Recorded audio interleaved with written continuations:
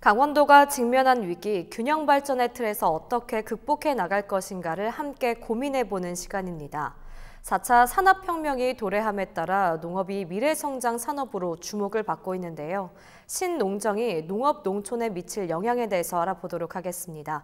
스튜디오에 대통령 직속 국가균형발전위원이신 이기원 한림대학교 교수님, 강원연구원 연구위원이신 강종원 강원도 신농정기획단장님 나와 계십니다. 안녕하십니까? 안녕하십니까?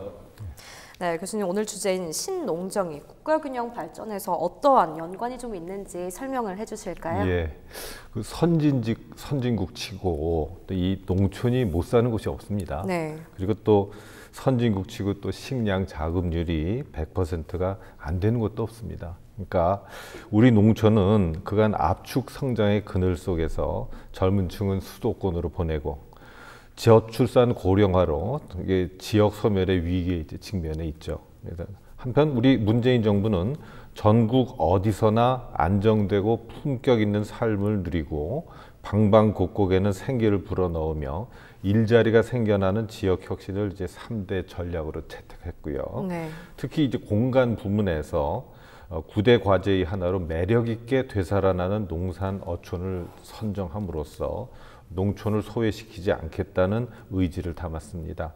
사실상 이 모든 3대 전략 9대 과제 전체에 보면은 빠짐없이 농촌에 대한 배려가 담겨 있다고 할 수 있습니다. 농산어촌이 매력 있게 되살아나기 위해서는 농촌다움이 되살아나야 되는데 농촌답다는 것은 농촌의 가치를 제대로 구현하는 데서 비롯됩니다.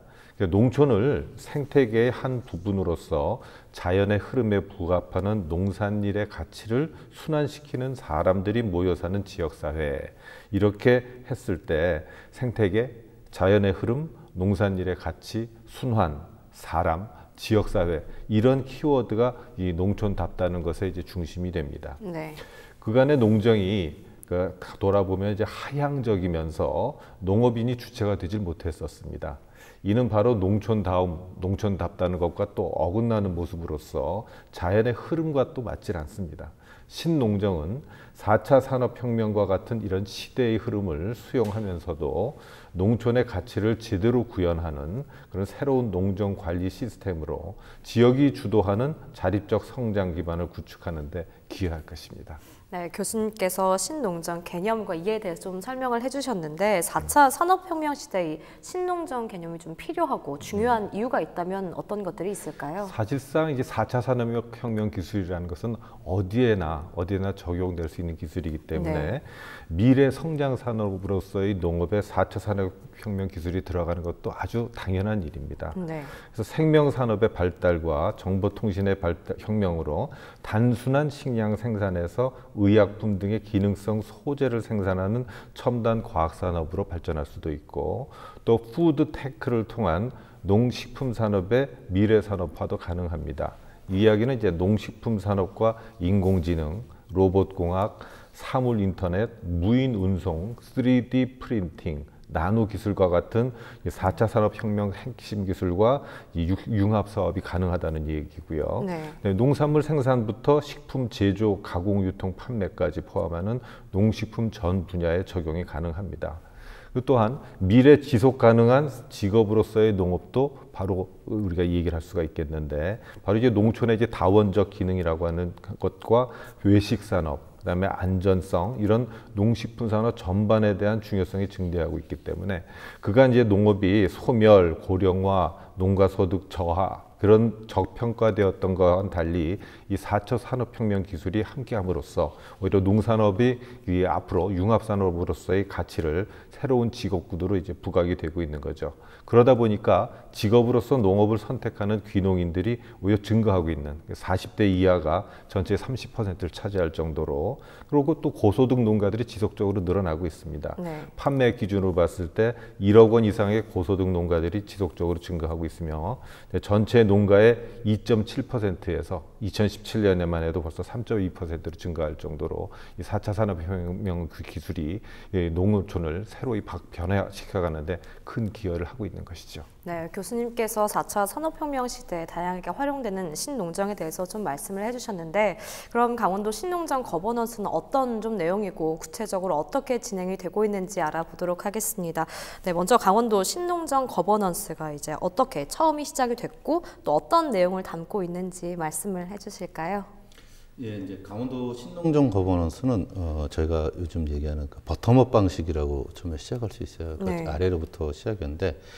저희가 처음에 신농정 거버넌스를 생각했었던 것은 강원도의 농정의 비전은 무엇인가, 또 앞으로 강원도 농업농촌은 어떻게 나가야 될 것인가, 그럼 어떻게 될 것인가, 이런 거에 대한 스스로의 물음들이 있었고 이걸 어떻게 해결하면 좋을까, 이런 고민들을 많이 했었습니다. 그래서 이제 강원도 내 도농정 5급 이하 공무원분들, 그다음에 전문가분들이 모여서 한 3년 전부터 거의 한 2, 3주에 한 번씩 모여서 이 논의를 시작을 했었습니다. 네. 그러다가 최근에 이제 9월 10일 날 저희가 발주식 출범식을 했는데요. 이 생각하게 됐었던 건 앞에서도 뭐 교수님 말씀이 있으셨지만 농업 농촌의 환경은 정말 급격하게 지금 변화되고 있습니다. 그렇죠. 지금 뭐 농산물 가격이 낮은 거, 대농과 소농 간의 이게 격차도 지금 사실 심각해지고요.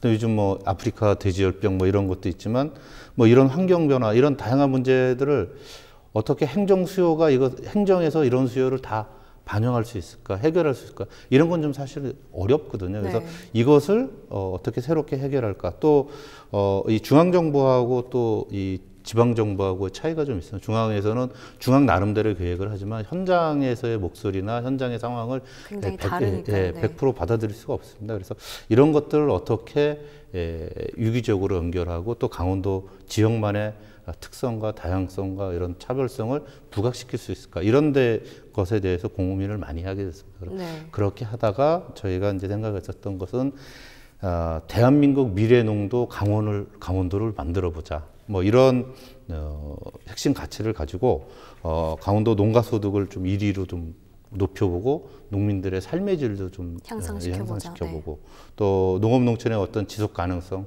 다양성, 뭐 다원적 가치도 좀 극대화시켜보고 또 소비자분들께는 또 안전하고 안심할 수 있는 뭐 그런 먹거리를 또 제공할 수 있는, 그러면서 미래 성장 동력을 아까 뭐 대한민국 미래농도 강원 뭐 이런 것처럼 새로운 성장 동력 산업으로서 육성시켜보자, 뭐 이런 것들을 생각을 하게 됐습니다. 그래서 이런 비전을 구체화하기 위해서 저희가 분과를 5개로 나눴어요. 네. 그래서 미래농정, 인적자원, 행복농촌, 생명산업, 가치창조, 뭐 이렇게 5개 전략을 가지고 있으면서 이걸 분과로 나눠서 네. 각 분과에서 예를 들어 미래농정에서는 앞으로 강원도 농업농촌이 나가야 될 청사진을 마련하는 것으로, 또 인적자원은 농업인의 주체 역량을 강화시키고 미래 농업 인력을 육성하는 부분, 행복농촌은 삶의 질을 향상하고 지속가능한 농업농촌을 또 실현시키자.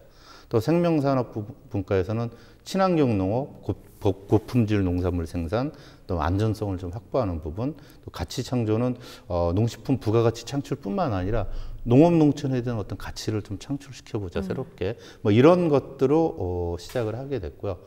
이를 위해서 저희가 거버넌스 위원을 구성하기도 했지만 농업인 단체, 그다음에 뭐 연구기관, 도내 유관기관, 뭐 이런 전문가분들, 뭐 현장에 계신 분들 다 함께 또 자문위원도 또 구성을 하고 있습니다. 그래서 앞으로는 앞에서 말씀드렸던 이런 그 5대 그 전략을 가지고 그런 것을 좀 더 구체화하는 그 방법을 지금 고민 중에 있어요. 그래서 얘기했었던 뭐 주민 역량 개발이나 시군 협력 공동 사업을 무엇을 발굴할 것인가, 이런 것들, 그다음에 농촌 마을도 요즘 과소화되고 뭐 이렇게 되고 있는데 이런 과소화 공동화 방지를 위한 뭐 조사 연구부터 그 시책 개발, 그다음에 농업과 관련된 여러 가지 중간 지원 조직들이 사실 많이 있습니다, 강원도에. 그래서 이것들을 융합하고 통합하고 활성화시킬 수 있는 연구들, 그다음에 중요한 그 중앙농정과 지역농정, 그다음에 또 우리 시군에 있는 현장 농업과 연계를 시킬 수 있는, 뭐 융합할 수 있는 이런 것들에 대한 연구들을 또 진행을 하려고 하고 있습니다. 네, 다양한 활동을 하고 계신 걸 좀 말씀을 해주셨는데, 그렇다면 강원도 농촌 농업의 좀 한계나 문제점을 좀 짚어주신다면 어떤 것들이 있을까요? 농가 인구가 사실 계속 감소하고 그쵸, 있잖아요. 네. 뭐 전국 농업이 2012년에서 2017년 사이에 보면 한 16.8%가 감소를 했습니다. 그런데 강원도는 10.7%가 감소했어요. 그러니까 우리는 전국 감소율보다 좀 낮아요. 그런데 고령화율은 사실 저희가 높습니다. 그러니까 농업 인구가 감소하는 것이 고령화 되신다는 거예요, 강원도는. 다른 데는 그러면서 이제 그게 규모화가 다른 지역은 되는데 우리는 계속 소농으로 남아져 가고 네. 있는 거. 그다음에 또 경지 면적도 보면 전국은 한 같은 기간에 한 6.3%가 감소했는데 강원도는 한 7.9%가 감소를 했어요. 네. 그러니까 사람은 그냥 남아 있고 면적은 점점 줄어들고 있고 그러다 보니까 농가 인구가 급격하게 감소하는 반면에 어떤 그 농업 선구득 향상을 위한 어떤 기반은 이제 점점 더 줄어들고 있다는 네. 거. 그 다음에 아까 말씀드렸던 고령화 부분이 다른 지역보다 높고요. 훨씬 더 높게. 네. 그러니까 소득 부분에 있어서는 저희가 더 낮아질 수밖에 없는 그런 상황이 있고요. 또 저희가 다른 지역보다 강원도가 또 이 농업의 한계를 갖고 있는 게 경사가 많은 반농업 중심이라는 겁니다. 네. 그러다 보니까 좀 이렇게 고부가가치화할 수 있는 부분들이 조금 어려운 부분들이 떨어지는, 네. 그러니까 여러 가지 좀 복합적으로 좀 강원도가 농업에 어려움을 갖고 있습니다. 네.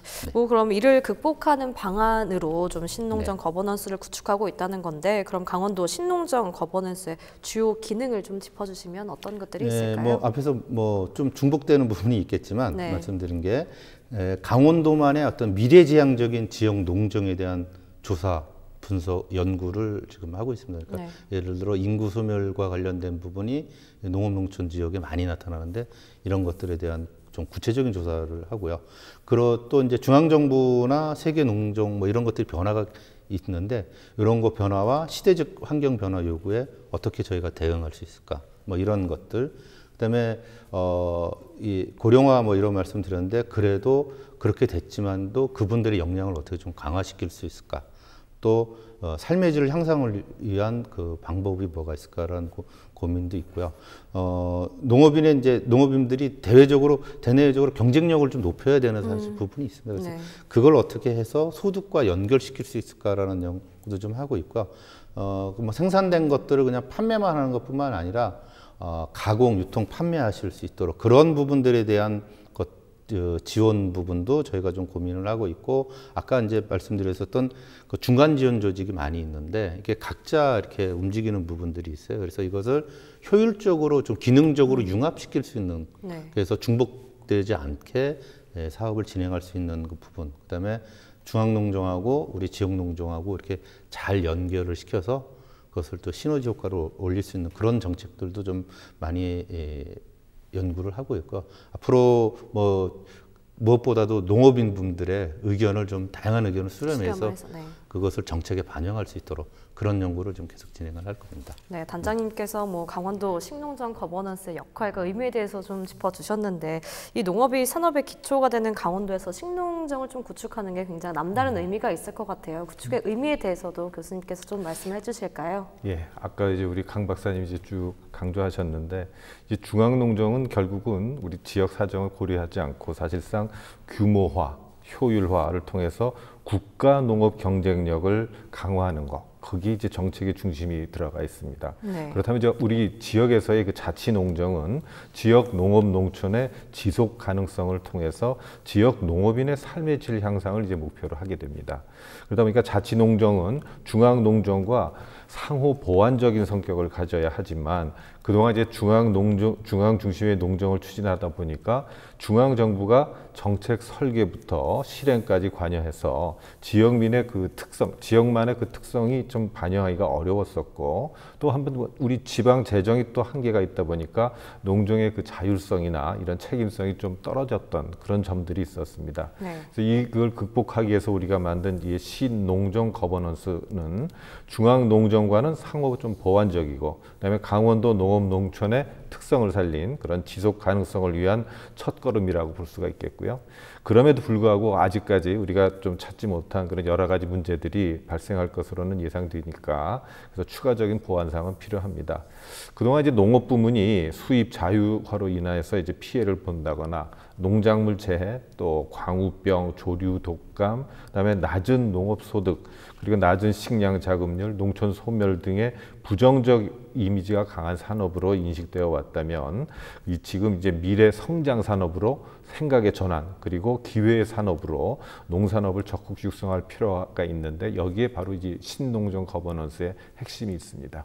네, 그럼 농정과 식농정에 좀 차이가 있을 것 같은데 이 신농정의 특징이라고 한다면 어떤 것들이 좀 있을까요? 이런 차이가 있죠. 이제 우선 기존 농정이 중앙 의존적이고 하향식이라고 한다면 신농정은 이제 농촌 주민이 주도적으로 기획하고 집행하는 자치농정이라고 특징 지을 수가 있습니다. 자치농정의 뿌리를 내리기 위해서는 역시 주민의 역량이 이제 뒷받침되어야 하는데 네. 그가 이제 강원도만의 사업이라고 할 수 있는 새농어촌 건설운동 우수마을 선정 사업과 같은 마을 공동체성의 회복을 목표로 하는 사업들을 강원도가 주도적으로 시행을 해오면서 그러한 조직된 역량이 상당히 축적이 되어 왔습니다. 따라서 강원도의 신농정은 이러한 주민의 조직된 역량을 토대로 해서 자치 농정을 시행함으로써 자립적 성장 기반을 구축해 갈 수 있을 것입니다. 네, 교수님께서 신농정 특징을 좀 짚어주셨는데 그럼 이런 특징들을 통해서 앞으로 좀 기대해 나갈 수 있는 효과들이 있다면 어떤 것들이 좀 있을까요?